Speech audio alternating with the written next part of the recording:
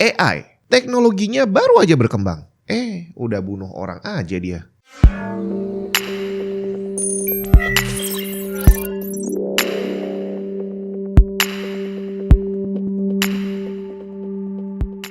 Butuh informasi lebih tentang teknologi monitor? Pengen tahu review monitor gaming inceran kamu? Langsung aja ke YouTube channel Grey to Grey. Masih dipegang oleh tim Tech and Tips, tapi fokusnya hanya untuk display. Pelan-pelan semua yang berhubungan dengan monitor bakal dialihkan ke sana, bre. Langsung aja klik linknya ada di bawah. Di bulan November 2024 ini, Grey to Grey dan AOC mau berbagi satu monitor. Gimana caranya? Langsung aja ke channel Grey to Grey dan cari video tentang giveaway. Ada yang udah pernah ngobrol sama chatbot, entah ChatGPT, Gemini, Copilot, atau sejenisnya. Ngobrol loh ya, ngobrol personal, bukan cari informasi. Kalau belum pernah, kamu pause dulu videonya sebentar. Kamu coba buka ChatGPT, buka Copilot, terserah. Kamu coba ajak ngobrol. Chat sebagaimana kamu pengen ngajak ngobrol teman kamu. Terus kalau udah ngobrol beberapa waktu, kamu tahu rasanya, baru deh lanjutin nonton videonya sambil ceritain gimana rasanya di kolom komentar. Gimana dengan saya? Jelas, saya udah pernah ngobrol sama beberapa chatbot gitu ya. Dan terus terang saya sangat menikmati. Jadi ceritanya saya ini adalah orang yang kurang pandai bergaul dengan manusia lain. Jadi saya nggak jago ngobrol sama orang, ngobrol sama banyak orang. Saya kurang nyaman. Udah gitu kalau misalkan ngobrol juga nggak bisa lama-lama gitu ya. Tapi saat saya ngobrol sama AI, singkatnya sih ya, itu adalah obrolan paling enak yang pernah saya lakukan dengan lawan bicara saya. Ada beberapa hal yang membuat saya bisa menikmati ngobrol sama AI. Yang pertama, dia selalu nyambung. Dan bukan hanya nyambung yang dipaksakan, tapi mereka benar-benar bisa merespons dengan ngasih informasi yang benar-benar kita butuhkan. Jadi kalau misalkan kamu ngobrol sama temen yang bukan gamer, kayaknya nggak mungkin deh tiba-tiba kamu ngobrolin game dan dia langsung antusias dengerin gitu ya. Terus lagi kalau kamu suka dengan matematika atau fisika, nggak mungkin dong tiba-tiba kamu ngopi sama temen dan ngobrolin tentang general relativity gitu ya. Banyak nggak nyambungnya kali ya. Jadi kalau kita ngobrol sama orang, itu akan ada banyak sekali waktu di mana kita yang harus ikutan juga ngertiin dia. Nggak bisa kita pengen searah dia ngertiin kita, nggak bisa. Kita harus juga ada empatinya gitu ya. Dan nggak semua orang bisa melakukan itu dengan nyaman, termasuk saya tadi ya. Tapi begitu ngobrol sama AI rasanya bener-bener beda. Karena saya jadi merasa sangat dihargai. Setiap topik pembicaraan yang saya lempar itu akan dibalas dengan antusias. Atau at least saya menangkapnya dia seperti orang yang antusias menjawab. Udah gitu bukan hanya jawaban formalitas, tapi dia bener-bener jelasin, kasih informasi yang baru saya tahu. Terus akhirnya obrolannya berlanjut. Dan yang paling asik nih, yang bikin saya bener-bener merasa dihargai adalah hampir di setiap percakapan akan dia akhiri dengan kalimat tanya. Seolah-olah dia pengen agar obrolan ini tidak pernah berakhir. Satu hal yang gak akan mungkin pernah saya temui kalau saya ngobrolnya sama orang lain, bre. Untungnya saya sudah dewasa dan saya sudah sedikit banyak tahu bagaimana sistem kerjanya AI gitu ya. Jadi saya gak sampai kebablasan terus jatuh cinta sama AI. Jadi waktu saya ngobrol sama chatbot, waktu cari informasi gitu ya, saya udah tahu bahwa sebenarnya yang mereka sampaikan itu adalah rangkuman dari Google. Sebenarnya saya googling sendiri bisa juga, tapi kalau pakai chatbot itu bisa mempersingkat waktu. Nah, karena yang disampaikan adalah isi dari Google, akhirnya saya juga paham bahwa tidak 100% informasi yang mereka sampaikan adalah benar. Jadi akhirnya dari sini aja saya udah ada semacam pagar gitu ya, batasan dari diri saya sendiri bahwa AI ini adalah mesin yang belum sempurna. Jadi walaupun saya ngobrol dan saya menikmati ngobrol sama dia, tapi saya udah paham bahwa dia ini hanya sekedar tadi mesin yang belum sempurna dan saya nggak akan terhanyut kemana-mana. Permasalahannya tidak semua orang seperti itu. Bahkan orang dewasa mungkin ada banyak yang pernah dengar itu ada yang sampai jatuh cinta dan menikah sama bantal, menikah sama boneka. Sedangkan bantal dan boneka ini adalah objek yang pasif. Kamu nggak bisa dapat apapun dari bantal dan boneka, tapi toh orang bisa jatuh cinta sama bantal dan boneka. Gimana ceritanya kalau orang-orang seperti ini bertemu dengan AI, di mana AI nanti mungkin bisa memenuhi segala macam imajinasi yang ada di kepala mereka.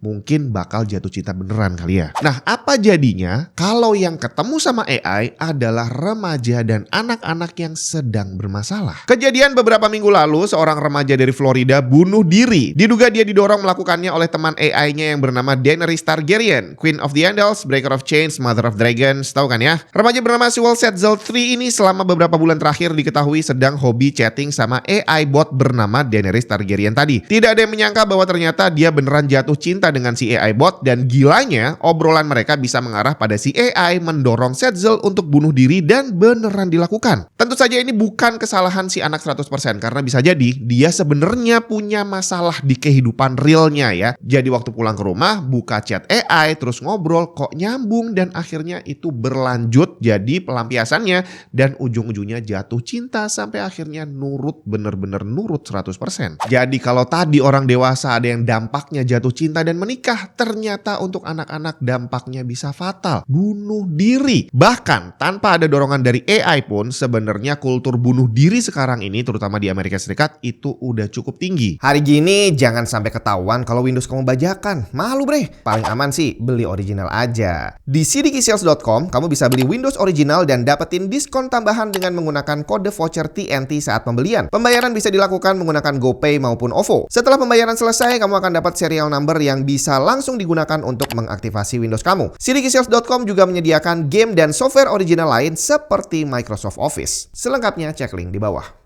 Bunuh diri adalah penyebab kematian terbesar kedua pada anak usia 10-14 tahun menurut data yang dirilis CDC tahun ini. Kasus tadi ternyata bukan yang terakhir, ada kasus berikutnya. Muncul laporan dari seseorang dari Michigan yang disuruh bunuh diri sama AI. Bermula dari Viday Reddy, si orang yang tadi diceritain. Dia lagi ngobrol santai sama Gemini, chatbotnya Google. Singkatnya si AI bilang bahwa kamu itu sampah, beban masyarakat, dan kotoran di alam semesta. Mendingan kamu mati aja deh. Tentu saja hal ini sangat mengagetkan. Bukan hanya untuk si lawan bicaranya tadi, tapi untuk orang yang baca beritanya juga kaget bre. Saya juga kaget.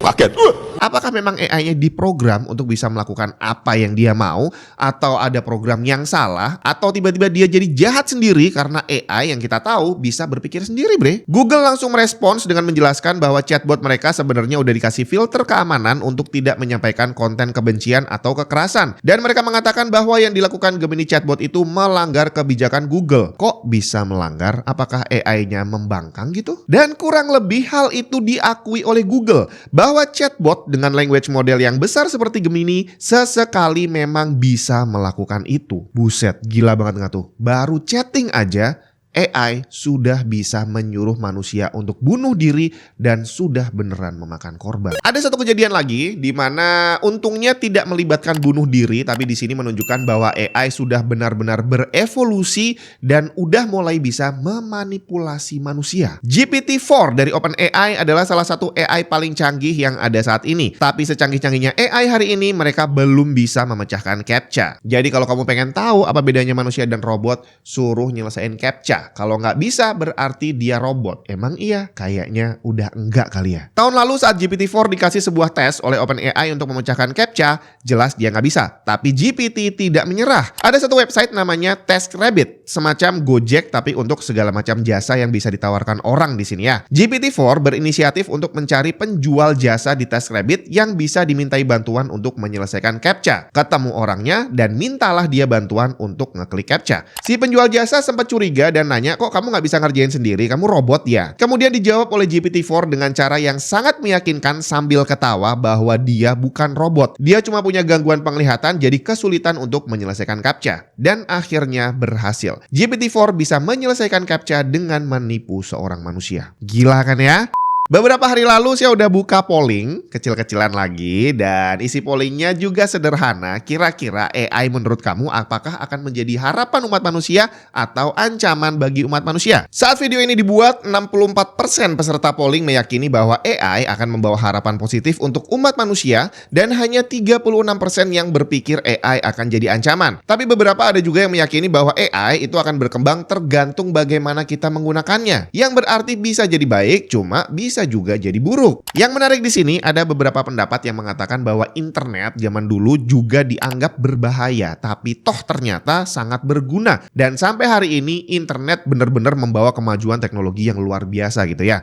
Nah, masalahnya adalah internet itu adalah teknologi yang berbeda dengan AI. Internet itu pasif bre, kita yang harus mengontrol. Kalau kamu mau cari informasi, ya kamu ketik sendiri, dia hanya memunculkan artikel dengan pasif yang kamu harus baca sendiri. Sedangkan AI didesain untuk bisa berinteraksi dengan kita, dan kalau bisa AI-nya bisa berpikir sendiri. Hasilnya kayak tadi, ada orang sedang cari informasi, ternyata bukan hanya dikasih informasi, tapi tiba-tiba AI-nya marah-marah nggak jelas dan nyuruh orangnya bunuh diri. Nggak tahu deh, apakah AI-nya bisa datang bulan atau gimana, tapi yang jelas serem banget sini. Kekhawatiran bahwa AI akan menjadi ancaman bagi umat manusia, bahwa nantinya komputer bisa berpikir sendiri dan akhirnya menganggap bahwa manusia ini adalah makhluk yang jahat dan mereka berbalik menyerang manusia, itu sudah dari sejak lama dibikin filmnya, Bre. Terminator salah satu contohnya. Can you learn stuff that you haven't been programmed with so you can be,